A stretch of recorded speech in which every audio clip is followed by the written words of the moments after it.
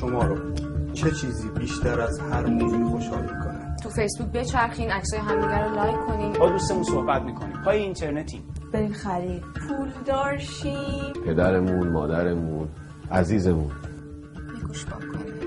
یه فوتبال که پخش میشه صبحش پا میشه ساعت 8 صبح میره استادیوم میشینه تا ساعت 2 بعد از ظهر. چی بگم؟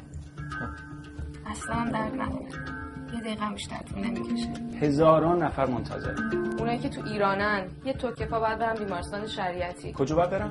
بیمارستان شریعتی؟ اون سر دنیاست بیمارستان شریعتی. بی خیال بابا، تو خونت نشستی راحت پای کامپیوترت، زن و بچت همه سالم، خدا رو شکر بزنن به تخته. چرا ما ایرانی‌ها به هم کمک کنیم؟ 70 و چند میلیونی؟ برای کسایی که کانادان، امریکان، اروپا. آنلاین؟ چقدر طول میکشه؟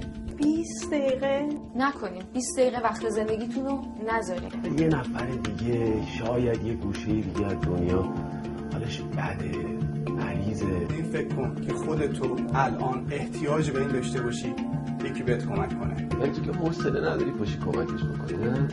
بشین رو سر جا. جون یه آدم دیگه رو نجات بدیم. چه کاری؟ منم باید موافقم. من فکر میکنم که چرا باید به هم دیگه کمک کنیم؟ یه نفر هست منتظر کمک شماست.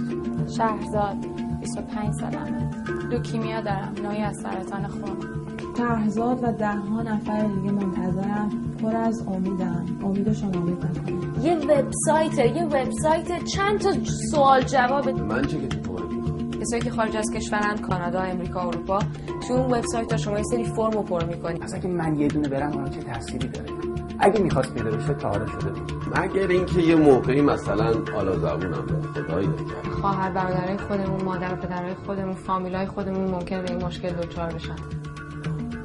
این جعبه‌ای برای شما میاد با 4 تا گوش کن. اصلا میگیم ایرانی نه، آفریقایی. اینا رو کافیه بذارن گوشه لپشون، بذارن توی جعبه و بفرستن. این تست فقط برای من نمیدیم. وقتی این تست رو میدیم توی بانک میدیم و ما ایرونیا برای اینکه اسممون کمه توی این بانک، کمترین تعداد داریم تو بانک. به لحاظ ژنتیک به همدیگه میتونیم احتیاج بیشتری داشته باشیم.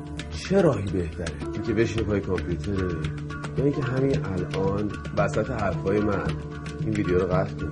قطع نکن ویدیو رو. نه تکون نخورین، الان از پای این کامپیوتر تکون نخورین. اگه تهران هستی پاشی بری یه سر بیمارستان شریعتی و اون بیمارستان به این بانک جهانی وصله. میتونه ژن شما باشه یا ژن شما. ما به این ژن خودمون برای کمک به همدیگه احتیاج داریم. زمان داره میگذره، ثانیه ها دارن میگذرن، دقیقه ها دارن میگذرن. میتونه زود دیر بشه. ولی تا زمانی که امید داریم حق نداریم اون